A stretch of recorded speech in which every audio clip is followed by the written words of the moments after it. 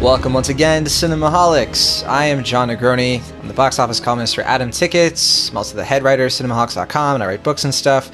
He is a pop culture writer for Cinema Blend. He also reviews films for Cinemaholics.com. It is, of course, Will Ashton. Hi, John. And we have a special guest this week. He's technically a clone of Will Ashton, who I raised as my own son. Please welcome him for the first time to Cinemaholics. It's Bill Action. Hi, John. All right, now you can find more episodes of Cinemaholics, including our full archive, on cinemaholics.com. You can write into the show anytime by emailing us cinemaholicspodcast@gmail.com. And you can support us directly by becoming one of our monthly patrons on patreon.com/cinemaholics. And boy, do we have an episode for you. 3 people to review Gemini Man, our featured review. And I can't wait. I could barely tell who's who. It's going to be great. I don't even know who's who right now. Who are you? And we have a couple other films we're going to record now. Film reviews we're going to record, I should say. So full disclosure, we actually aren't going to be covering all of the new releases this weekend because we're recording this episode a little early. We're recording it before the weekend, which means we didn't get a chance to review Addams Family or Jexy or El Camino. So that's a bummer. We're probably going to be talking about those in more detail next week. I don't know about Jexy. I don't think either of us are going to go see that one. Well, I think Bill was looking forward to that one. Is that true, Bill? Yeah, I think I was. Yeah, if only we had you on the show next week to talk about Jexy, which I'm hearing is quite the Adam Devine film. It's a barn burner. I know you are seeing Addams Family this weekend, and what have you heard about it so far? Are the reviews positive? Well, I haven't really seen too many reviews so far, but what I've seen has been a fairly negative response to the film. I don't know if it's been overwhelmingly negative, but just seems like what I expected, which is people not really being keen on the film because, I don't know, that trailer just looked kind of garish to me. Like it wasn't visually pleasing, and the jokes weren't really working for me. It's the guys that did Sausage Party, which I didn't have as strong of negative feelings as you did, but Conrad Vernon. Yeah, and then who's the other guy? There's 2 guys. I know this. Greg something. I forget his last name. I think it starts with a T. Well, this isn't trivia, so I was genuinely asking. I know. I'll look it up, but I see it actually. Greg Tiernan. Close. Okay. Yeah. Well, I don't know. I mean, it's given the behind the scenes details that are coming out about Sausage Party, it's kind of surprising they got another film, but I mean, I guess money talks, and we'll see how this movie does. Yeah, money was allowed on this film. I don't know how the budget was. I don't know if this one's really going to be a big hit, but I mean, it's an October film, kind of a good little Halloween sort of picture. Really good cast in here. Finn Wolfhard for the kids, Chloe Grace Moretz for the kids' crush. And Oscar Isaac and Charlize Theron and Nick Kroll. And Snoop Dogg and Bette Midler and a few other people, I'm sure. I think Allison Janney.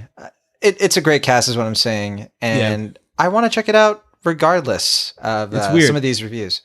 Yeah, I mean, it just seems like everyone was like, yes, we want Oscar Isaac in the Addams Family movie. And they're like, we got him. And it's like, but it's animated.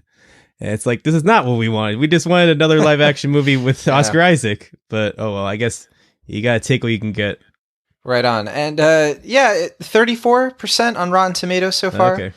It's out of 32 reviews. So critics, like you said, critics are not coming out strong for this one. And I have a feeling that MGM kind of saw this coming. They purposely moved this film to be a week before Maleficent Mistress of Evil, which comes out next week. So that's probably going to overshadow this film to some extent. Both are kind of like family films with some like darker edges. So yeah, we'll probably talk about Addams Family next week when you've had a chance to see it. Yeah. I don't know if I'll have a chance to see it. Is this like the first anime movie they've done since Igor, like 10 years ago? MGM? I'd have to look that up. I don't know. Off the top of my head, I can't recall. Because, I mean, it's United Artists as well, and Universal has a hand in this. So it's a lot of cooks in that animated film. Yeah, I was going to say, but I can't remember the last time they'd had an animated film. So I don't know if they're just trying to start something or if they just had the property and they wanted to make a movie, and then the directors came along with a pitch. I don't know how it worked out, but that's a little interesting, I guess. Yeah. So, and then also we'll talk about El Camino next week, the Breaking Bad Netflix movie, which is going to be showing in some theaters. You were right about that when we were talking about in the fall preview. And yeah, again, we wanted to talk about it this weekend. I know you've been looking forward to that a lot. Oh, yeah. One of your most anticipated of the fall. Yeah.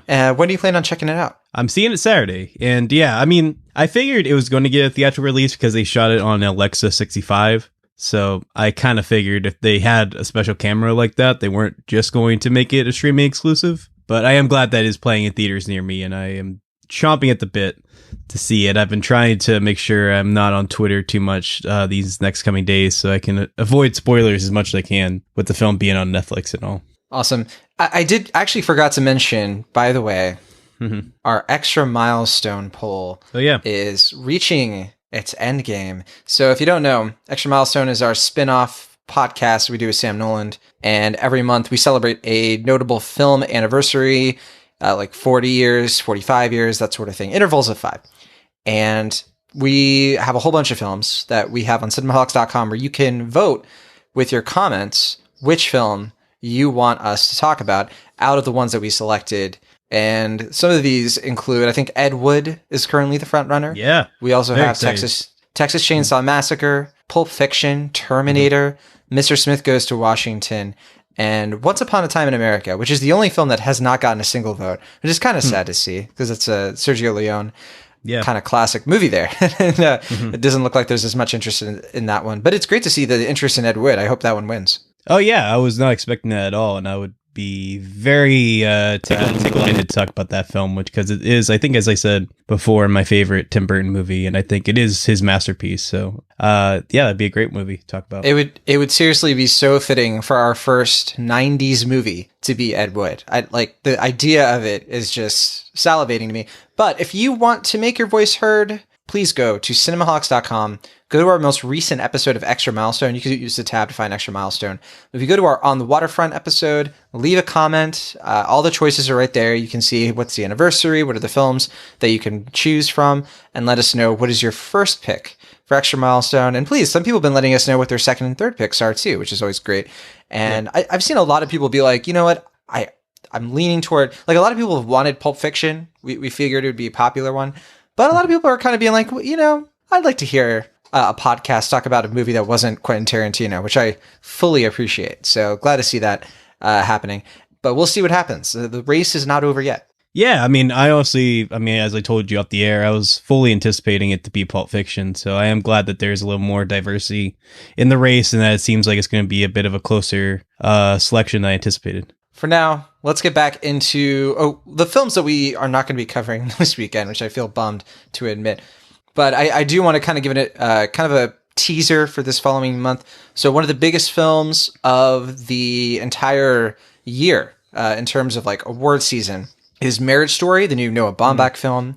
And I'm going to be seeing that toward the end of this month. So we will hopefully have a November episode, might be a bonus, depends on how wide they release this and if a lot of us are able to see it and talk about it on the air. So just give me a little teaser that is coming. We're going to be talking about Marriage Story as soon as we can. I was going to say, if Marriage Story doesn't get a more prompt release, we can always do The Irishman. That's right. Yeah, we're definitely planning on The Irishman. Definitely want to have a big discussion around that, because that's another film that's like one of the biggest, most talked about films of the award season, and we definitely want to do that one in justice. Two other films that are in that vein. We have Pain and Glory, which I'm going to be seeing this weekend. I was supposed to see it tonight. I was so sad because I wanted to talk about it before we talk about Gemini. Yeah. Unfortunately, I did not get to catch that one. The screening got moved. So I'll be seeing that later. And then do you know when you're going to be getting a chance to see Pain and Glory? Are you going to seek it out? I really don't know when it's coming near me. I'm definitely keeping an eye on it because I'm very excited to see the new Pedro Almodovar movie. Am I pronouncing his last name right, by the way? It's Almodovar, I think. Almodovar. Okay. Yeah. I'm not great at last names, so I just want to make sure. Yeah. Well, I think if you pronounce it in Spanish, it would be like Almodovar, but yeah. Okay. But yeah, I haven't heard anything about the local release, though I did see it's on the coming soon page for a local art house cinema. So hopefully in the next couple weeks, I get the chance to see it. Yeah. And another big film, Parasite, which premiered at the Cannes Film Festival. Everyone who's seen it that I know of and respect has shouted its praises. It's one of the best films of the decade. And I cannot wait to see it because, as you, of course, know, we've talked about Bong Joon-ho on the show before. He's a great filmmaker. Snowpiercer is on my top 30 of the decade so far. Who knows, though? Who knows how Parasite is? I don't want my expectations to be too high. Yeah, I mean, this is one I've been trying to avoid spoilers as much as I can. And thankfully, same here. A lot of circles that I've been around have been pretty cautious about revealing anything too spoilery. So hopefully I can keep that going until I finally see it. Yeah, same here, 100%. I haven't watched a single trailer. I don't want to know. Same here, Pain and Glory. I really haven't looked into that one purposefully. I don't want to. I already know I'm going to see it, so I don't need any other indication. Although that sounds kind of hypocritical because I did a whole thing today where I broke down the new Pixar movie Onward. That's different. That's Pixar. Well, that's your brand. I mean, man, that makes sense. I can't leave a Pixar trailer unabated. So, and then I was all that to say. Hopefully, going to be catching Parasite next weekend. So depending on when you're able to catch it, maybe we can have a special guest or something like that. We definitely want to do something great for Parasite, whether it's a bonus episode or a bigger episode. We can plan around that because I think that if it's as good as people are saying, I think it's going to warrant a lot of really great discussion. So those are the three big, hopefully they're as good as we're being told they are movies that we're planning on reviewing in the next month or two. Let's move on to films we've actually seen because that's obviously what the listeners are here for. Well, Ashton, I know you you were the first person to tell me about Mr. America. Yeah. This seems like a movie that is so close and dear to your heart. Please share for the listeners why. Not only what is it, but why is this such an important movie to you? I want people to really understand it. Sure. So I would say maybe in the spring or in the early summer, I really started getting into this web series. It started off as a podcast and then it turned into a web series called On Cinema at the Cinema, which is a side project from Tim Heidecker and Greg Turkington, two comedians who, in podcast form, are basically making fun of what I hope would be lesser forms of our show.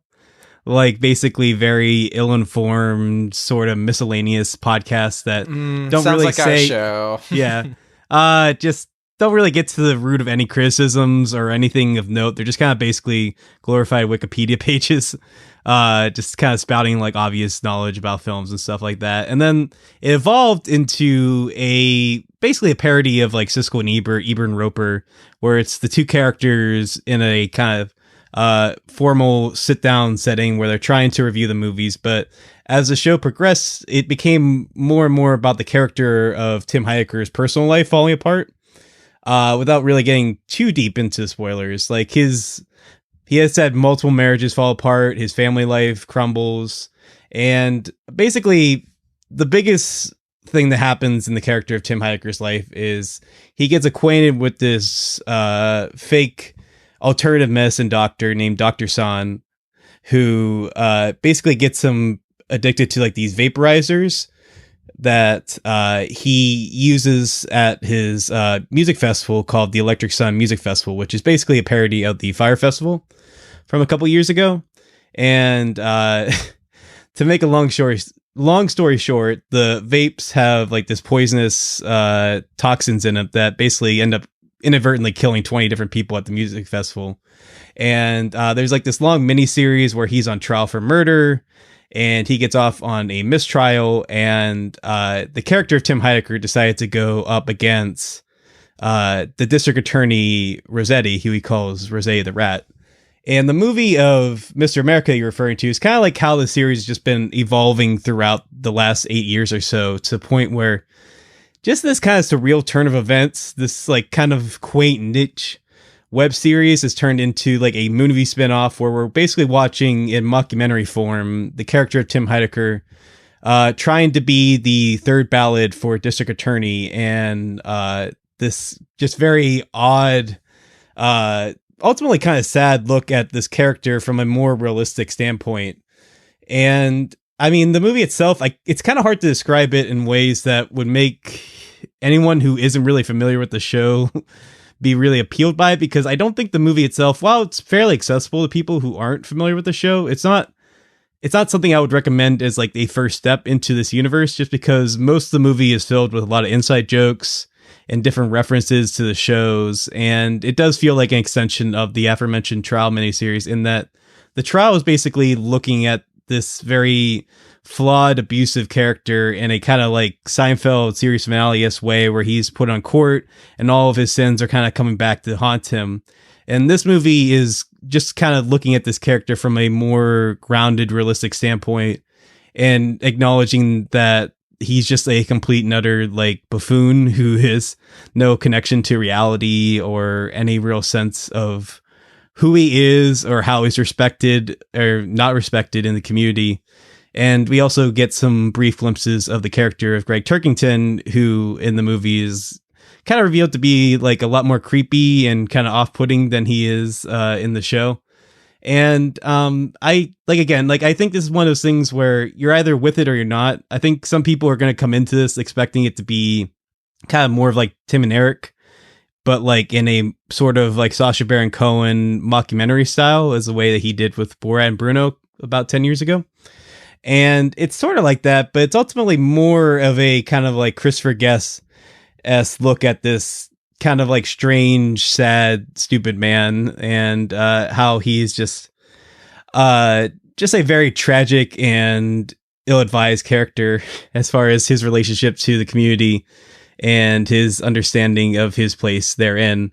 So for that, I mean, like I said, I mean, you're either with it or you're not. It seems like a lot of the reviews are from people who aren't really familiar with the show and aren't really in it and not really connected to all the inside jokes and stuff like that. But it seems like people, if you dig the show, if you think it's funny and it's kind of subtle, growingly, rapidly absurd ways, I think you'll dig it. It's not quite as good as the show or the miniseries The Trial, but I'll give it a solid B, just because I did have a lot of fun with it. It had the one night engagement, but I believe it's going to be coming on VOD pretty soon if you do end up watching the show and find yourself interested in seeing this movie spinoff. But other than that, I mean, it's, again, kind of a hard film to really categorize if you're not in the loop with On Cinema at the cinema. So while you were really going through that, a lot of things stuck out to me.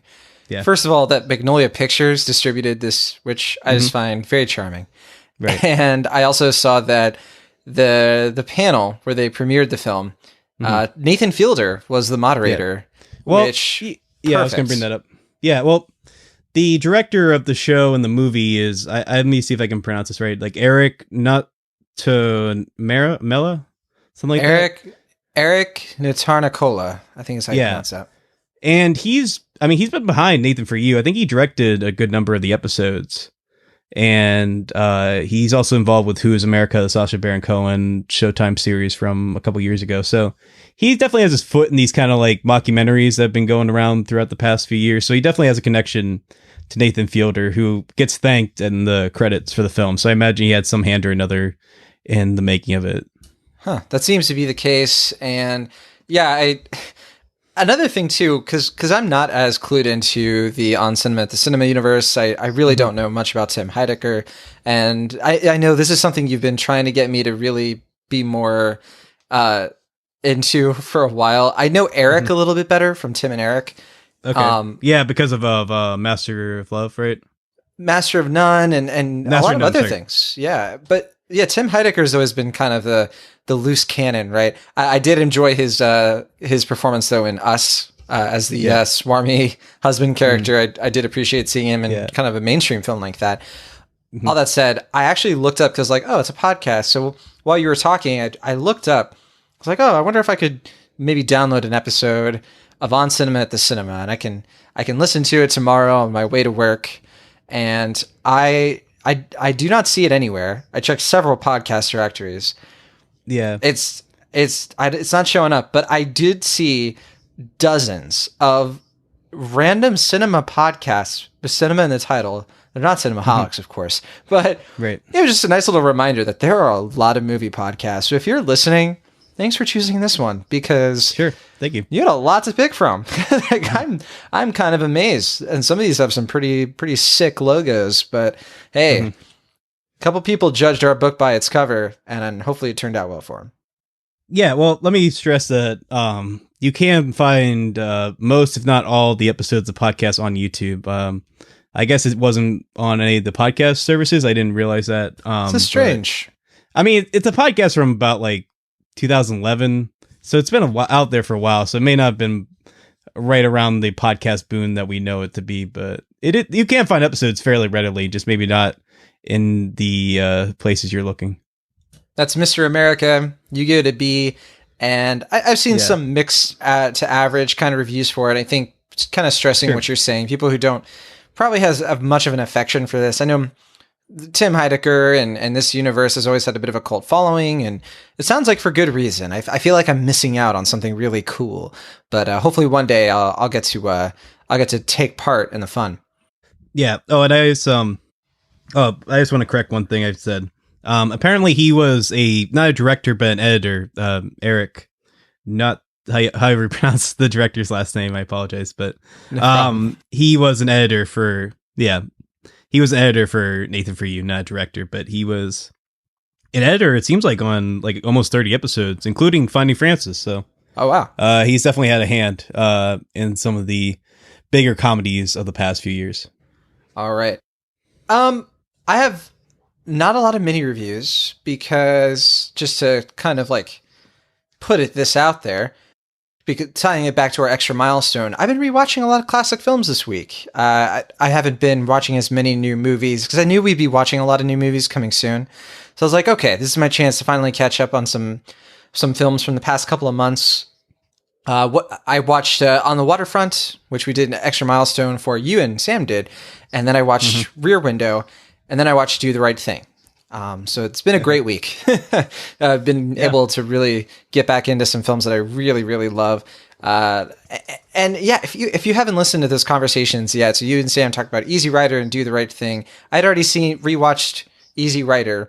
Rewatching Do the Right Thing, though, that was just such an experience. It's been a while, and I could not agree with you guys more. It's been a while.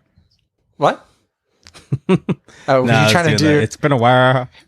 Oh, jeez. The Stained thing. If that song came out in 1989, I'd be more impressed. But rewatching that movie, I can't stress enough how right you guys are about just definitely one of the best movies of all time. I definitely was really, really supporting Sam Nolan and his high praise of the film in that respect. And I know you really loved the film as well. And yeah, I gotta say, this was the second time I ever watched Rear Window. And I'm going to be honest, I haven't admitted this a lot in my life. Rear Window, when I first saw it, I didn't like it much. I kind of was like, I don't know, I was kind of like, whatever. And I know you've seen, well, I know you just saw it for the first time. Oh, wow. I saw it at a much younger age. I don't think I fully appreciated it, but rewatching it, I definitely I was like, oh, okay. I was young and dumb. And I'm now watching this film, kind of really understanding what it really added to cinema. And man, Rear Window is a great film. Really, really pure thriller, as you guys were stressing, like the difference between like a thriller and a horror. That was a really great conversation. And then on the Waterfront, yeah, I mean, that film is just a classic. It's just, I did agree that like it is one of those movies where you do really see like, oh, this kind of became famous for somewhat shallow reasons, like for that like one scene, and the rest of the film kind of meanders from really good to kind of okay, but it's still like a film, you know, really at the top of like Alex Zan's game. So I definitely have nothing negative to say about On the Waterfront, or at least nothing like that negative, like worth bringing up. Yeah, I would agree with that. But yeah, just wanted to let you know, Will, and the listeners, that extra milestone, love it. I'm glad I could finally, because I've been behind and I've been missing the last couple of months, and I'm very sad about that. But we are doing the next one soon. So just another reminder, polls are closing. This is your chance. And okay, Will, you had another film you want to talk about. Sure, yeah. I also watched on Netflix a new Stephen King / Joe Hill adaptation, and this one's called In the Tall Grass. This is based on a novella they did, I believe, in 2012. It might have been a little later than that, but it's a fairly recent text that they did. And basically, the general gist of the plot is that there is a pregnant woman and her brother, and they're driving through the countryside, and as she's having some maternal pains, they pull over, and in this very tall weed like grass, they hear this boy's voice calling out like, help me, I'm trapped, will somebody please come out and get me? And they go into this tall grass, and from there, without really diving into any big spoilers, there's a lot of insidious misdeeds that are happening in this plantation area. A lot of kind of spooky, otherworldly stuff starts to happen. And it turns into what I'd say is a solid, but not really noteworthy little adaptation of King/Hill's book. I think it starts off really, really solid. And I think it's a adaptation that probably would have been better if it was a short film, just because while it sustains the plot fine for its length, it does feel like it's kind of wearing out its welcome by the 90-minute to mark, or I'd actually say probably closer to the hour mark, just because once you kind of just get the gist of things, there's nothing really added to it. There's a couple of cool images, and I definitely enjoyed the direction and cinematography. It was directed by what's his name? Vincetti. It's a guy who did Cube and Splice, and he's also involved with the NBC series for Hannibal. Oh, you're talking about name that I'm not going to pronounce. It's Vincenzo Natali, yeah. Yeah, I knew I wasn't going to pronounce it right, so I was, yeah. But he's a really solid director, and I'd say this is probably the closest he's come to really capturing the kind of eerie vibe of Cube, just in terms of his visuals, and you could definitely tell that the environment, because it is such a kind of singular, not really, like, it's like in one location, and there are many ways that I think a lesser director would have made this a lot more visually boring and less distinct. He seems to kind of have fun in the limitations here and really kind of bumps up his creativity from a visual standpoint.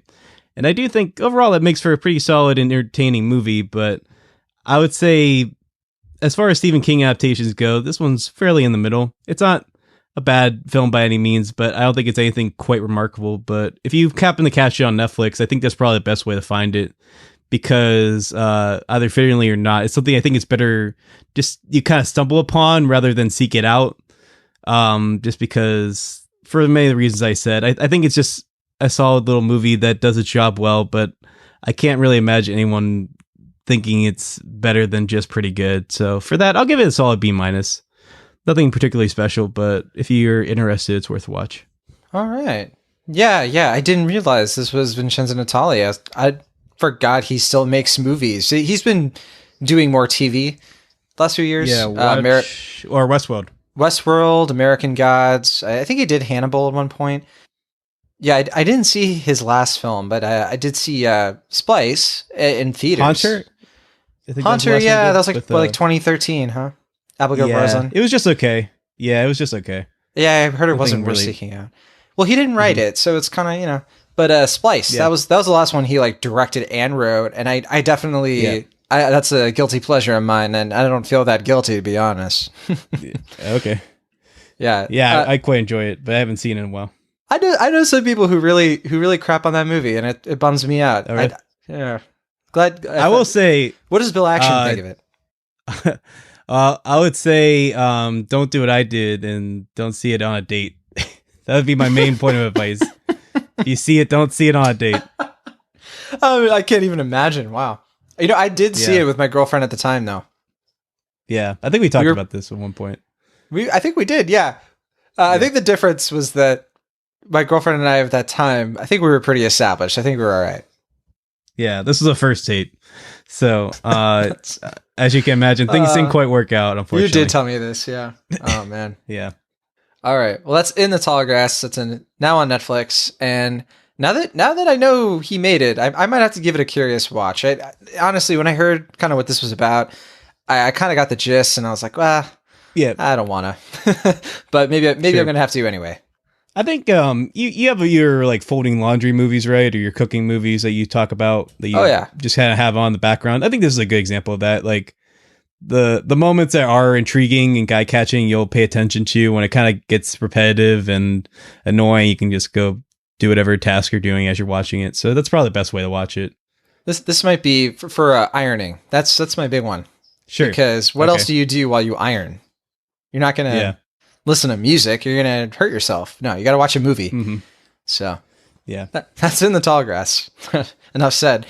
Last thing we have for you, as I mentioned, I've been rewatching like classic films, but I do want to kind of shout out, because it does sort of tie into our main review of Gemini Man.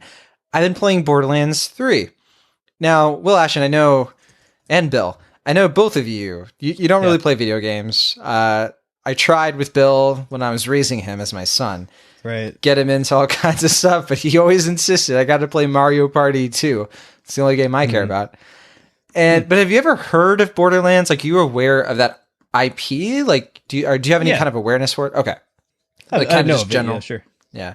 Yeah. The second game came out like 7 years ago. So like, this has been a long time coming. If you don't know, Borderlands is like this, like, interplanetary, like, really satirical, dark-witted, like Mad Max, but with like aliens, kind of, and with like psycho weapons, all kinds of like crazy high concept stuff.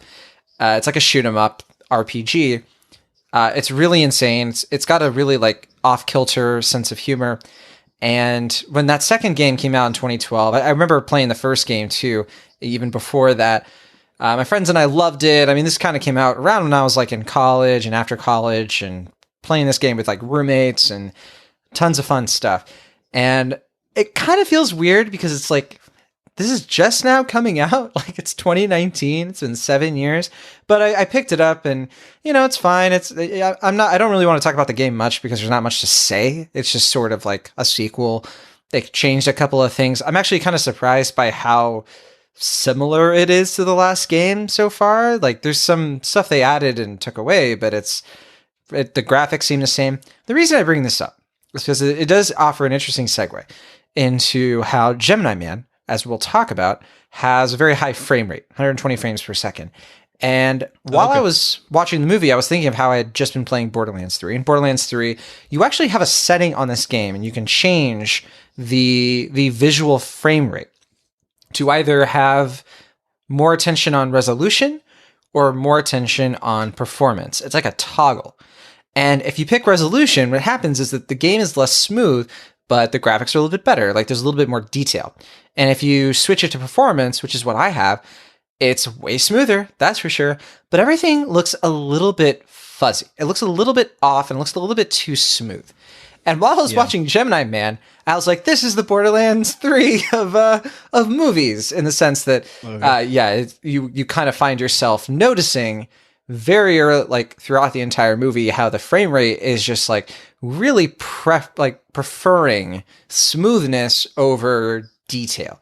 So there's just kind of an interesting like timing thing, because that's very unusual with video games that I've played. Like, I've never been given that option to mess with the frame rate like that. Like, if you do, it's never been that drastic, because when I tried changing it to resolution at one point and I tried to move around in the game, it was really bad. Like, I was like, no, I can't do this. I got to go back.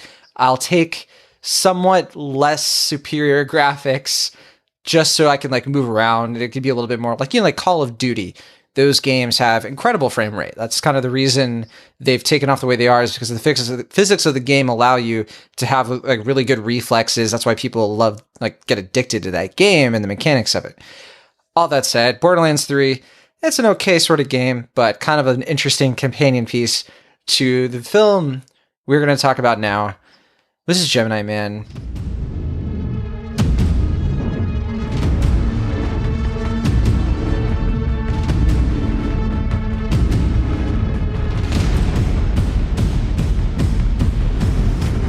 Gemini Man was directed by Ang Lee. It was written by David Benioff and Billy Ray and Darren Lemke. David Benioff, of course, who is going to be working on the next round of Star Wars films, like the new trilogy. He famously adapted Game of Thrones for HBO with D.B. Weiss. Billy Ray. I was surprised to see Billy Ray, the Color of Night guy, the writer, and then guy who wrote Volcano, which... did I dream us talking about Volcano recently, Will Ashton? I think so. I don't remember talking about Volcano. Are you talking about the 90s movie Volcano? Oh, yeah. Yeah, I don't remember talking about that with you at all. more recent movies, Captain Phillips, First Hunger Games, Overlord from last year, which I really liked, and the upcoming Terminator. Terminator Dark Fate. Which he co-wrote with David Goyer. So, all that said, it's a weird combo. It's a weird combo. Yeah. Well, I was going to say, this is a weird combo too. David Benioff, Billy Ray, and then Darren Lemke, who we have to point out, this is the guy who, I think his first screenwriting credit was Shrek Forever After, which, Will, I know you have probably, I don't want to say baggage, but definitely, you have... I'm entirely okay with it existing. I remember seeing it at a drive-in, and I was like, this is fine. And then I haven't seen it since. Well, actually, that's not true.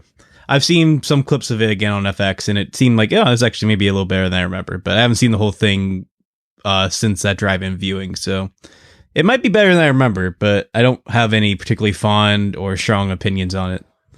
Darren Lemke, his writing is all over the place, really. He worked on the first Lost. He even directed, I think, at least one episode. And he did Jack the Giant Slayer after Shrek Forever After, which that was that Nicholas Hoult one where Christopher McQuarrie did the screenplay. Singer. I didn't even see it. Yeah, that's didn't the Wedding Singers guy help write it too? It was like his first screenwriting credit, and it was really weird. David Dubkin, I think. Oh yeah. Dan Studney was also a writer on it, but David Dubkin. He was the guy who did Wedding Crashers and Shanghai Nights. I guess, yeah, but he was like only like a director on those films. So for some reason he became a screenwriter for this movie. I remember that being kind of baffling at the time, but I really don't remember much about the movie, truth be told. There was Turbo. Darren Lemke worked on that film. Both of the Goosebumps movies. And then this is the interesting one, though. So all of those, you're probably like, oh, this guy sounds kind of like, not like the best screenwriter, or at least kind of tangentially involved in films that aren't as great. But he co-wrote Shazam, right? So Shazam, I thought was pretty good. So it was all right. Yeah, well, I liked it more than you did, I think. So lots of screenwriters here in this movie. Ang Lee, I think, is probably the more like, okay, here's one of our like premier directors, right? I mean, this guy is one of the greats. One of the greats, indeed. I think a lot of people kind of overshadow or kind of like lose, I think, maybe respect for him because maybe they forget some of the films he's done. Crouching Tiger, Hidden Dragon, Brokeback Mountain. Yeah. I mean, the man is he is a true talent. I think people tend to overlook it, maybe not so much because he isn't great, and I think he has proven himself more times than he'll ever need to. But I think what happens is that whenever he goes for the big swings, like when he goes for something big like Hulk or Billy Lynn's Long Time Walk, that's usually when he misses. Like that's when he tends to go for some kind of weird choices that don't usually fit the film. And I mean, there are exceptions, obviously. I mean, Crouching Tiger and Life of Pi, but generally the bigger budget films, which people may or may not be more familiar with just based on their size and budgets, tend to kind of be where he often misfires. And that's very unfortunate because at his best, I think he is easily one of the greatest filmmakers we have working today. I have to be honest, Will, I didn't see Life of Pi or Billy Lynn's Long Halftime Walk. I skipped both of those films. The last film I saw from him was Taking Woodstock with Dimitri Martin, which I liked. Okay. I think that's a decent movie. Yeah, it's fine. I think it's okay. Brokeback Mountain, of course, is one of his best. Yeah. And Hulk, I don't really... actually. Oh, Brokeback Mountain, you would love it. It's a I mean, I've seen I've seen the beginning of it. I mean to finish it. Just one of those films I never got around to finishing. But what I saw was great. Oh yeah, worth watching that movie. And then Hulk, I don't really buy a lot of the whole like it's actually good takes. Like no, I can't get on that train. Definitely not. Yeah. I mean, the most I'll say is I think Nick Nolte's a lot of fun in it. I'll agree with a lot of people about that, but otherwise, I don't really get the Hulk actually good takes. But here we have a new movie from Ang Lee, which is always kind of an event, right? It's always kind of a big deal, and This is one of those films where I definitely couldn't put into the category of development hell. They've been trying to make this movie since 1997, which ironically is like a year I think gets brought up in this movie. Funny enough. And lots of directors were on tap to make this one. I think pretty famously Tony Scott and Curtis Hanson, among others. And then the actors that they were going to do for this before they finally got to Will Smith: Harrison Ford, Mel Gibson, Clint Eastwood, Arnold Schwarzenegger, Sylvester Stallone, and Sean Connery. And the funny thing about Clint Eastwood is you could, if you did that movie today, you could just put his son as the younger version of himself. So regardless, finally, this movie's coming out under the Paramount banner and Skydance. And I've seen a lot of discussion around this film. I've seen the trailer a lot, but I was kind of surprised, like watching this movie, how much of it I wasn't aware of. I think the trailers kind of do a pretty decent job of like, okay, here's like why you'll want to see this, but it's not really the entirety of like what the movie is. Like it kind of sells you on the concept of, and we're not giving away anything that's on the trailer, but you have Will Smith playing this top-notch assassin, best in the world. Of course, he's born and raised in Philadelphia because that's how it works when Will Smith is in a movie. And eventually, a clone of him hunts him down and has been hired to kill him. And the two of them kind of realize, oh, we're the same person. What happens next? 25 years ago, your father took my blood and he cloned me. He made you from me. He chose me because there's never been anybody like me, and he knew one day I was going to get old and then you'd step in. He's been lying to you the whole time. He told you you were an orphan. And of all the people in the world to come after me, why would he send you? Because I'm the best. You are obviously not the best. I just think, I mean, to me, the trailer is just one of those hilariously bad trailers because yes, it is like an original concept in that it's not an IP film. It's like, you know, it's based on a script, like you said, that's been floating around since the 90s. But just the way the trailers execute, especially in its like very like self-serious way, it's so goofy that it does like the cliched, like he's the best in the business, but that's because he is you. And it's just like, I don't know, like it just feels like you're kind of like in your parody action movie trailers, like it always goes for like something ridiculous, like it's his clone or his brother or like something like that. And it just feels like one of those cliche trailers come to life to me. And that's what I find kind of amusing about the trailer. I mean, we're going to talk about the movie, not really the trailer, but I am going to defend. I think the trailer does a good job of getting the movie across. Even because I do think that's part of what this movie is like that goofiness and kind of the clichédness. I mean, that is what you get. So might as well market it that way. I mean, I'll say that to bring back to On Cinema, in their most recent episode, I forgot to mention that in the On Cinema universe, there's also a show within the show called Decker, which is like a parody of like 24 and like Jack Reacher and like this kind of like red-blooded macho America. That's in the universe of On Cinema. It's what the character of Tim Heidecker is like his side project.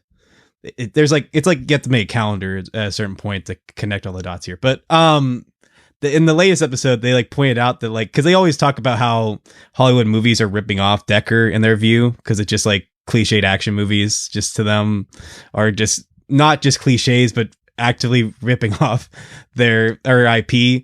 But they do in this latest episode like a shot, like a like back and forth between their fake trailer or their, I guess, whatever they had for one season of Decker called Double Decker that came out in 2016, and the trailer for Gemini Man. And it's like almost shot for shot similar.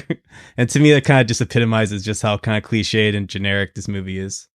Well, honestly, if I'm going to tie this movie to something else, it's going to be Looper, at least in kind of the subject matter. Reminded me a lot of that film. Let's talk about the cast real quick. Mary Elizabeth Winstead, Clive Owen, and Benedict Wong are kind of the main actors in addition. And I knew Clive Owen was in this, but I totally forgot. Maybe I just didn't catch her in the trailers, but that she was in this. Haven't seen her, I don't think, since 10 Cloverfield Lane. Oh, yeah, she's in the trailer. Swiss Army Man. You got to watch that Fargo, man. She's in season 3. She's great. Well, Mary Elizabeth Winstead, she won my heart in Scott Pilgrim versus the World, and just saying, Round of flowers. She's a true treasure. And then, of course, it's always great to see Benedict Wong outside of the Marvel universe, because that means he gets more to do. And Clive Owen, of course, is always great to see. Definitely one of our understated actors, probably. I know people really give him a lot of credit for Children of Men, but sometimes I just feel like he gets sort of like pushed to these VOD. Gerard Butler's in this movie. Can he be the villain? Kind of rolls. Yeah, I mean, yeah. You're kind of generic, like European villain. Like he has an accent, so therefore he must be the villain in our American production. I don't know, this weird kind of stereotyping of middle-aged European actors that gets kind of frustrating when they are talented and charismatic in their own right, like Clive Owen. But I digress. Well, funny enough, this was actually co-produced by Alibaba Pictures and Fosun Pictures, in addition to Jerry Bruckheimer. So it's okay. kind of a hodgepodge of different studios from different countries. But yeah, point made. I got it from the outset. We usually wait until the end to talk about this, but I don't think this movie is going to make back its $138 million budget. I'm just kind of guessing. I mean, it could. I shouldn't be. We're recording this before the weekend. It could be a big hit. I don't know. I don't know how Joker is going to do in its second week, but $138 million is such a huge budget.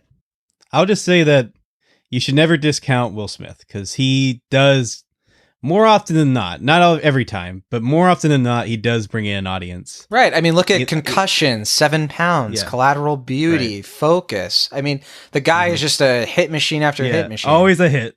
I did say more often than not, but look at, say, Bright his recent and Aladdin. Movies. Okay, no, Aladdin and Suicide Squad are his two successful movies of recent years, but they're both based on established IP. Gemini Man is kind of not, right? I mean, you're definitely overlooking Bright, which is like one of the biggest. I mean, even though it's a terrible movie. So Netflix says, but I mean, come on. If Bright had come out in theaters, do you think it would have been as successful? Because I feel like people watched that movie because it was the holidays, and they were like, we don't know. We don't know for sure. I don't know. I'm just saying, you're probably right. It's probably not going to make a lot of money. It's probably going to be another flop for Will Smith. My point is just that you can't discount the guy. He's one of the few remaining movie stars left that we got that's still working today. And people like Will Smith, and understandably so. He's a very charismatic, likable on-screen presence. And I think people, if they have a choice, and they like, he's like one of the few people it's like, oh, Will Smith's in this, I'd be willing to check that out. So who knows? That's all I'm saying. I do agree.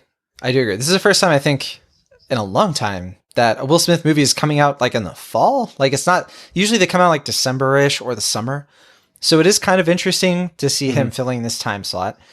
This does feel like a movie that should have come out in the summer, and originally it was supposed to, I think it was supposed to be like an August movie. So I'm not really sure why they kind of pushed it, but regardless, I think it was the special effects probably still needed some time, because I think they were just finishing it up in September or something. It was like kind of on the wire. Like, it was pretty much cutting it close to its release date. They were finishing it up. Yeah. And this is like, from what I heard, this is visual effects, the movie, because this movie's kind of like main selling point is this youngification of Will Smith. So getting into the plot a little bit. De-aging. The de-aging, yes. Getting into the plot, so Will Smith plays this hitman who eventually becomes targeted by a younger clone of himself. And it's kind of a pretty obvious metaphor for like Will Smith kind of hitting middle age, you know, it's like, who's going to replace me? And for some reason, Jaden Smith didn't answer their calls to play this role. But regardless, it is kind of an interesting like idea, right? Of like, okay, Will Smith is on the run. It's like an older version of him. Who's better, the younger version or the more experienced older version?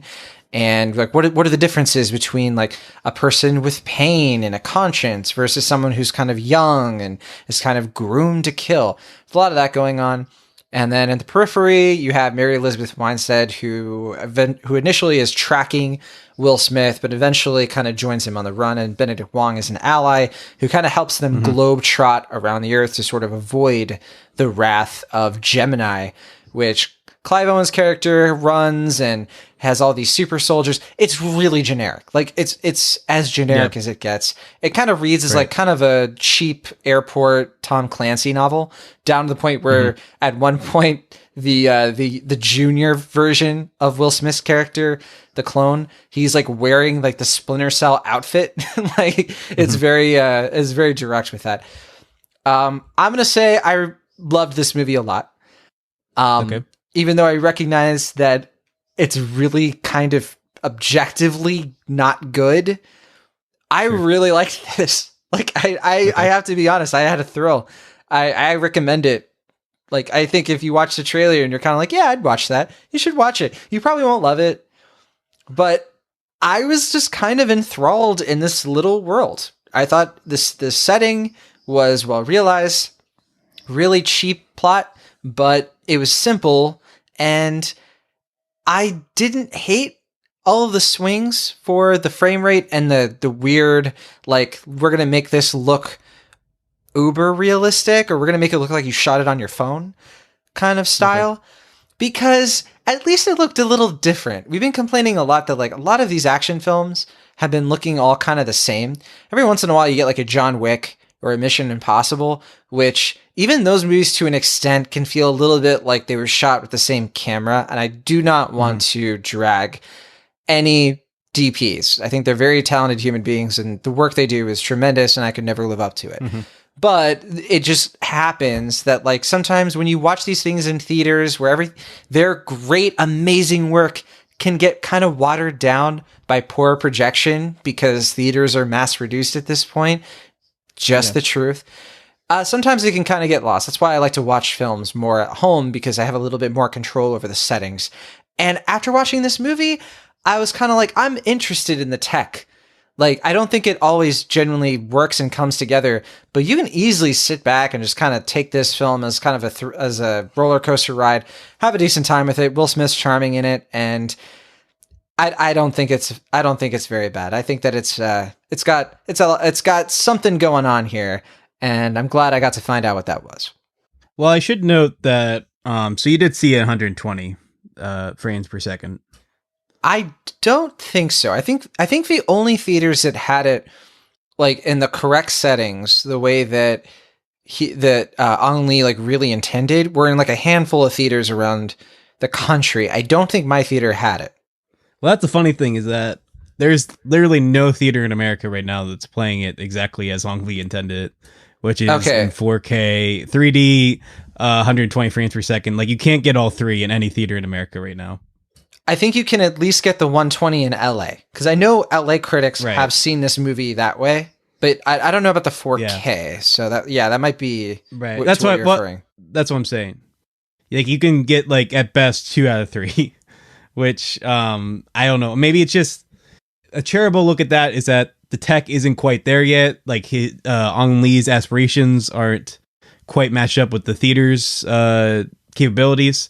But it could just be also that, in my opinion, that Ang Lee might just be kind of spicing up, like you said, a fairly generic, kind of watered down, like, C-rate action movie, which is, I mean, I wanted to be there. Like, I wanted to be on the same level you are, which is, like, acknowledging that it's just dumb and corny and not really trying to do anything unique or original, but just have a fun time with it. But I was just really bored by this thing. And I mean, like I said, I didn't see it in the frame per second or in 3D or in 4K. I just saw, my screening was just a regular projection of it, so I don't know if that hindered it or it kept me from fully experiencing the Gemini experience. But yeah, I just found it to be a shallow, kind of trite experience that I mean, look, I'm always happy to see Will Smith, and I think he did fine in both roles. And the de-aging technology generally looks pretty good. There's a shot at the end that definitely doesn't look great, but yeah, it was like the only time. It was the only time that whole scene. I was like, wait a minute. I don't know. There's a couple times where the camera's panning where it definitely looks some, like, uncanny valley stuff. But it doesn't linger in those moments. In, like, the ending, it really lingers, and I was like, don't do it. But I'll say, like, 75-80% of the time it looks really impressive, and it's definitely fair. I mean, I would say, like, compared to, like, Johnny Depp in that last Pirates of the Caribbean movie, it looks a lot better than that. Maybe not quite as good as, like, Michael Douglas in the Ant-Man movies, but or Samuel L. Jackson. Russell. Well, Kurt Russell in Guardians, but then Samuel L. Jackson and Captain Marvel. I mean, that's, besides his movement in that movie, that's probably the gold standard in my opinion. Yeah, that's probably the best one, because it wasn't distracting in the same, like, I'll say, like, as good as it looked here, like, I never fully bought it. Like, it was always, like, a tech to me. and maybe that kind of hindered my experience as well. Is that like when I saw Junior, I never was like, oh, that is a young Will Smith. I just was like, that's a pretty good special effect, but that is still regular Will Smith under a lot of Weta technology. But yeah, I don't know. To me, it's such a fairly unremarkable film beyond the tech. Like it's not a film I really want to heartily dismiss, because I think Ang Lee has good intentions here. Like I really wish he would just go back to making character dramas, because I don't think this tech stuff is really working to his advantage based on Billy Lynn and this. But I don't really have any strong negative feelings towards it. There are a few interesting creative decisions, but they feel kind of few and far between. And I do really enjoy Benedict Wong. Like he's always great to see, and I think he is probably having the most fun here in his role. But I really wish I knew what it was about this film that made you so endeared to it. It wasn't the plot, I'll tell you that much. Okay. I want to shout out, because you kind of name dropped them, but I think it's worth pointing out Weta Digital, as you kind of mentioned there, Peter Jackson's company from New Zealand. I thought a lot about The Hobbit after this movie, like walking out, and kind of how Weta really does sort of have like a footprint, I think, on this kind of special effect. And sometimes they really hit it out of the park, and then other times it does sort of lead to this spongy sort of like rubber digital effect that is really distracting. And that's the thing, is like I was never fully immersed in this movie, but I think the only time I was ever bored, honestly, was the end. Like the last 30 minutes, I was kind of like, I'm done. I don't need more of this movie. Yeah. It's a little long. It's like 117 minutes. It's long, yeah. It feels long, at least. And I think I could have cut 17 minutes pretty easy. Yeah. Because like I don't know. Yeah. It just needed like one bombastic set piece. It kind of stretches out its third act, and it is kind of strange because this isn't really giving anything away, but the Gemini doppelganger stuff, it doesn't happen until the second act. Like none of it's even alluded to really until like not even early part of the second act, kind of like mid part of the second act. But the nice thing is that, man, that motorcycle chase, that is when this film really kicks in.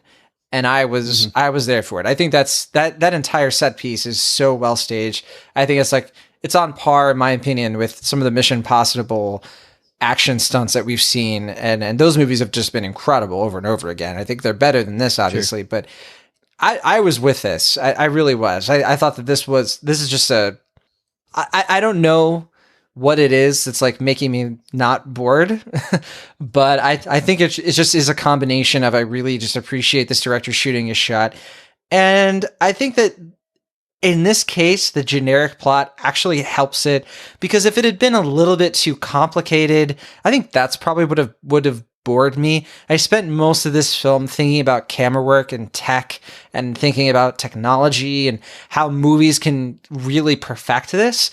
And I wasn't thinking that much about the movie. Maybe that's a major flaw, but it does make me kind of want to see it again, because I really respect the tech here, and I really respect what Ang Lee was trying to do. And I gotta say, I was kind of charmed by this one. I don't have much else to say beyond that. Sure. I mean, that's generally the opinions of people who like it. That's what I'm hearing, and I wish I was on that page. I will agree with you. The motorcycle chase is cool, and I really like how it was shot, and it's effectively rousing, but I just think the movie peaks at that point. Like, that's the best action moment, and nothing in the second act really tops that. And I'm not invested in these characters. And like you said, I'm not really connected to the film. I was similarly just kind of checked out most of the time, thinking about the tech and like, yeah, okay, this shot looks fine. Or just thinking like different things, like what's going on with Ang Lee? Like, what's he trying to do here besides the tech? And ultimately, I guess maybe if it had more of a personal touch, like besides a few different kind of creative decisions that Ang Lee incorporates, I just felt like the movie just kind of was spinning its wheels and not really finding its purpose. And I agree with you, like the decision to kind of kick the plot in halfway through the movie seemed more like bad pacing than anything interesting or unique. But at the same time, like I feel like I was more interested in the first half when it was like kind of casual and things are like lingering for like way longer than they should. Like, I felt like that was more, maybe not interesting, but at least it just allowed Will Smith to kind of be his charismatic self in a way that I was having more fun than when the actual plot was in effect. But yeah, that third act, like by the end of it, I just was not in it at all. I just really had no interest in the plot or these characters, and I just was hoping it would end. And yeah, I just more often than not was just pretty bored by this thing, unfortunately. I sort of disagree with when the movie peaks. I think, yes, action-wise, it peaks at the motorcycle chase. I still think there's good action after that. Like, there's good stuff here and there. But you're right, that whole set piece, like, overshadows the rest. But I do think that Will Smith does get, like, this really emotional beat at the end of the second act that I do think is pretty great. That I was kind of riveted by. And you kind of touched on this, but... That's fun. I think he's doing a lot of acting here. You know? He's doing the most acting. As the Roger Ebert liked to say. I mean, literally, yes. He is doing the most acting as two people.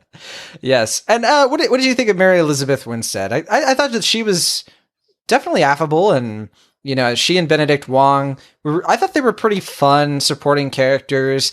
They don't, it's not that they don't do a lot. I think there was a kind of a point where they sort of get lost in the, why are you still here kind of question. Mm-hmm. But definitely good chemistry, I think, between all three of them. And I like the direction the film mainly goes with all those characters. But what do you think of them, generally speaking? Yeah, well, I don't know if I said this already, but Benedict Wong was probably my favorite character. I just liked that he was, like you said, just kind of there the whole time. Like, only occasionally did he really serve a purpose, and more often than not, it was to fly a plane that he inexplicably would often have. I mean, he was the one that seemed to be having the most fun with this. Oh yeah, just kind of he got some good singers. Yeah, I mean, he's also like the only character that really seems to have a sense of humor, which I also found very odd about this movie. Is that with the occasion? I mean, sometimes other characters will crack like a like quip maybe, but like the movie, for a film that has a openly kind of goofy premise like this, I just find it very odd that it takes itself so seriously. And I get some people are probably charmed by that, and that's fine. Like I could be charmed by that in the right circumstances, but to me it just felt like it was kind of draining any of the like intended goofiness of it if they were taking it kind of at face value the whole time. No pun intended there. I don't know. I don't know why the film felt this need to be like fairly serious and straightforward about the premise. But to answer your initial question, Mary Elizabeth Winstead, I thought she did what she could with the part, but I also felt it was pretty underwritten and it didn't really serve her talents beyond a few scenes in the opening. I do like that they don't make her helpless. She actually like has agency and she does things. Mm-hmm. Like she actually like is capable and she advances the plot, and I like the way that she was written for the most part. There were some things that you were a little bit like, okay, really? Like we don't need to do that. Why? Come on. Like, oh, David Benioff wrote this. No wonder. But yeah, so co-wrote this. Yeah, I almost find it a bit of a criticism that the film doesn't take itself seriously at times. Like, I thought that they were kind of quipping here and there, and it was sort of like, oh, are they trying to be like a Marvel movie right now? Like, are they trying to like be a little bit like, because Benedict Wong certainly is. Like, he definitely is like, hey, we could do a little bit of that. That's people like that, right? And then I think there was like, it was like here and there. Like, it wasn't throughout the whole thing, so it was inconsistent. That's what I mean. It just felt like Benedict Wong was like from a different movie who flew in. It was just like, do you guys need some levity? Let's do this. Come on, let me crack some jokes. Let's get this thing going. You know, put some smiles on their faces. Let's turn that front upside down. Let's have some fun. Joker discourse part 2. Yeah, but I just don't. I don't know. I mean, I like I said, I mean, there's something to be admired about, I guess, how earnestly straightforward this movie is. Like, it doesn't have to be like a riot. It doesn't have to be like completely meta, tongue in cheek, like totally off the walls goofy. I'm not saying that. I'm just saying that like the movie takes itself such a straightforward. It's such a straightforward kind of by the books film as turn of its tone, and kind of adhering to the Jerry Bruckheimer 90s 2000s modeled, that I just found it weird that they didn't feel a need, if it's going to come out in 2019, like to kind of spice it up with maybe a little more levity and a little more like kind of of a modern edge, I guess. But like I said, maybe some people are going to be appealed by kind of the nostalgic earnestness of it. I don't know. I think they are. Well, I really do. I really do. I think That's this is fine. going to be up a lot of people's alley. But Yeah. I think this is... I mean, that's how I felt about like Jack Reacher, and I enjoyed that. And if that's what this movie is for this, then fine. That's good. Critics are on your side for this one. I lose the critics on my opinion here. 28% on Rotten Tomatoes out of 132 reviews, which the right critics are liking it, I guess. Wait, what do you mean by that? I meant that it was a compliment to you. I'm saying the right people are finding something to admire in this film. The naysayers like myself are being crab apples and should have more fun. And I wish I did have more fun with it. I know you want to like this movie. As always, audience score is 87%. So grain of salt, of course, but those are verified ratings. Like people, like you have to actually verify that you watched the movie. And I'm with the audience score on this one because I just I like this one. I thought that it was easy for me to like it because I got sucked in to its kind of goofball premise. It's just different from like really being immersed in the story of it. Like I never was like, what's gonna happen? It's kind of a predictable movie for the most part, but I did find myself kind of like thinking about, again, just like, man, it's so good to just sort of be in this movie right now. This movie's kind of nice. Oh, they did that for the shot. And I guess I was in the right mood. Maybe that's part of it too. But Bill Action, you've been pretty quiet. Yeah. I'm not sure what you think of this one. What's your final grade for Gemini Man? Well, we didn't really talk enough about clone representation. And in terms of how it represents us clones. And in this video essay, you will. Yeah, in this video essay, of course, yes. Yeah, I generally agree with Will on this one. I don't think there's really much that this film adds that hasn't been done in other better movies. You mentioned Looper, and I think that's a much stronger and more entertaining film than this was. And I think that movie was also more willing to kind of embrace its absurdities and kind of have a winking mentality to it that wasn't in direct interference with what the tone was or its willingness to get kind of dark but also stay lighthearted. And I think this movie it has good intentions. I think or as far as Ang Lee just trying to make a nice kind of good old-fashioned crowd pleaser with some state-of-the-art motion or special effects, I think there's something to be admired by that. And I only wish that I was able to find that same enjoyment that you and a lot of other people have. But to me, yeah, I think this is kind of a dud and a fairly unfortunate one because I don't want these high budget original sci-fi movies to fall to the wayside. I mean, if it does well, I'm happy because it means that we might get more original movies that aren't just based on franchises and properties that we've already seen before. Even though this movie is fairly cliched and by the books in tone and structure and story, I would rather see more movies take this kind of avenue as opposed to, say, I don't know, Ant-Man 3? Sure, Ant-Man 3. Just gonna let that be the punching bag week to week? Yeah, sure. But yeah, I would give it a C. A C from Will. Okay. No, I'm Bill. Oh, sorry. I thought you guys switched. My bad. I would also give it a C. Okay. And I would have to echo a lot of what Bill said. If you're going to have this bit, you might as well expect me to commit to it. Thank you, Bill and Will. For me, this is a B minus, teetering on a B. I think it's good. I think that it is earnest. I think that's the right word. I think that it's definitely one of those movies that it's easy to accept the flaws because what it's trying for isn't to be the most well-told story of all time or to blow your mind.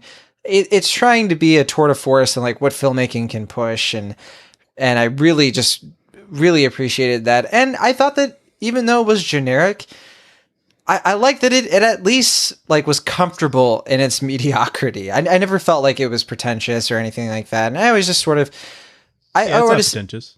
I felt that Will Smith just like fit this role like a glove. He really just guides the whole thing along. Sure.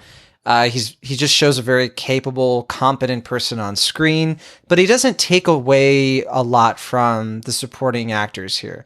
Like he doesn't overshadow. That was one of my big criticisms with Joker from last week, was just like Joaquin Phoenix is so overpowering. You just don't really get a chance to really appreciate some of the other actors, with maybe the exception of Francis Conroy.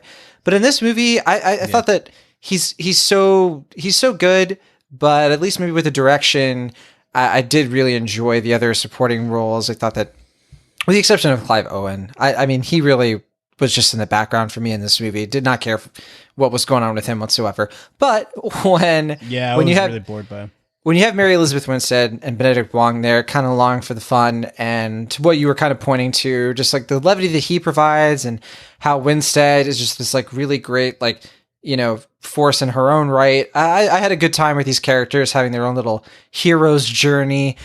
Even though the third act really kind of let me down, and that's what really pushes it down to a B-. I gotta recommend this one. I think that if you're curious, if you watch a trailer and you're just sort of like, no, this is not my thing, by all means, the trailer really gives you a sampling of like what you're going to get.